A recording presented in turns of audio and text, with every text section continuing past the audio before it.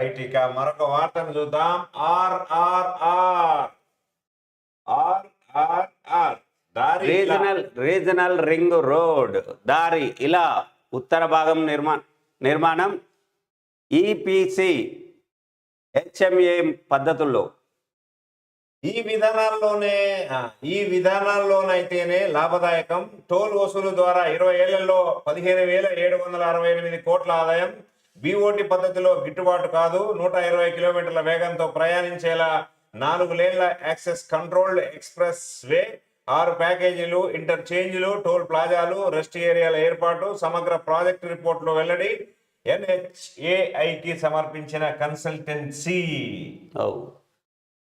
కొత్తగా నిర్మిస్తున్నటువంటి ring road తలపెట్టినటువంటి ring road, ఆ ring road 4 వరుసల్లో ఉండాలి, 120 కిలోమీటర్ల వేగంతో నిర్మించాలి అనేటువంటి ఆలోచనతో ఏ పద్ధతిలో చేస్తే ప్రభుత్వానికి కానీ ఇటు జనాల నెత్తిన మాత్రం మళ్ళా నిర్మాణ ఖర్చులన్నీ కూడా జనాల నుంచి తీసేటువంటి ప్రయత్నం చేస్తూ ఉన్నారు. 15,768 కోట్లు టోల్ ప్లాజాల ద్వారా వసూలైతే అట 20 ఏళ్లలో. దీని మొత్తం